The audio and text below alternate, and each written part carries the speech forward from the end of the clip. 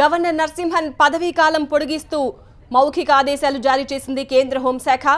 తదుపరి ఆదేశాలు ఇచ్చే వరకు గవర్నర్గా నరసింహన్నే కొనసాగాలని కేంద్ర హోంశాఖ మౌఖిక ఆదేశాలు ఇచ్చిన బ్రేకింగ్ న్యూస్ మనం చూస్తున్నాము. గవర్నర్ నరసింహన్ పదవీ కాలం పొడిగించబడింది. తెలుగు రాష్ట్రాలకు ఉమ్మడి గవర్నర్గా కొనసాగుతున్న గవర్నర్ నరసింహన్ తదుపరి ఆదేశాలు ఇచ్చే వరకు కూడా ఆయనే తెలుగు రాష్ట్రాలకు గవర్నర్గా వ్యవహరించబోతున్నారు.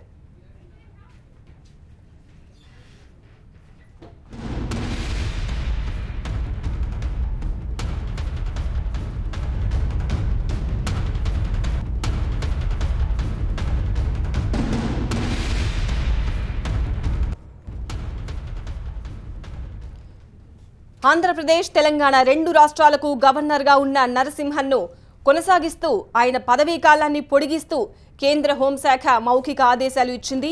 తదుపరి ఆదేశాలు వచ్చే వరకు గవర్నర్గా నరసింహనే కొనసాగాలి అని కేంద్ర హోంశాఖ ఆదేశించింది. గవర్నర్ నరసింహన్ పదవీ కాలం పొడిగించారు. తదుపరి ఆదేశాలు వచ్చే వరకు గవర్నర్ నరసింహన్ తెలుగు రాష్ట్రాలకు గవర్నర్గా కొనసాగబోతున్నారు.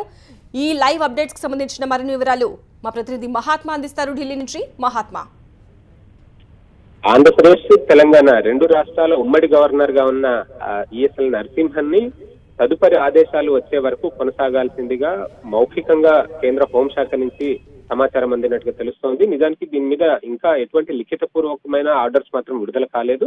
కాకపోతే నేరుగా హోంశాఖ ఉన్నతాధికారులు ఆయనకు ఫోన్ ద్వారా సంప్రదించి తదుపరి ఆదేశాలు వచ్చే వరకు ఈ గవర్నర్ పదవిలో కొనసాగాలని చెప్పి కోరినట్టుగా మనకి తెలుస్తుంది. హోంశాఖ ద్వారా అందిన సమాచారం ఇది.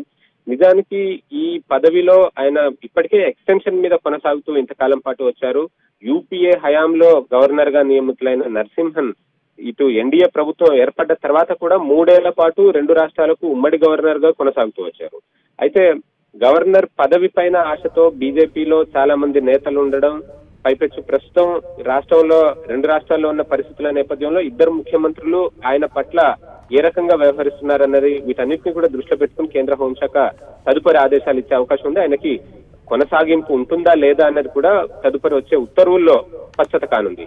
ఇప్పటికైతే ఇంకా ఫర్దర్ ఆర్డర్స్ ఎలా ఉంటాయి అన్నది మనకి ఇంకా తెలియడం లేదు. ఫర్దర్ ఆర్డర్స్ వచ్చే వరకు ఆయన్ను తన సీట్లో కొనసాగాల్సిందిగా కోరింది. ఎందుకంటే పదవీ కాలం ముగుస్తున్న నేపథ్యంలో కొత్తగా మరొకరు వచ్చే వరకు, అంటే ఒకవేళ గవర్నర్ గా నరసింహన్నే కొనసాగించినా లేదు మరొకరిని నియమించినా ఆ చర్యలు తదుపరి ఆర్డర్స్ వచ్చే వరకు మాత్రం కొనసాగాల్సిందిగా కేంద్ర హోంశాఖ కోరినట్టుగా మనకు సమాచారం అందుతోంది.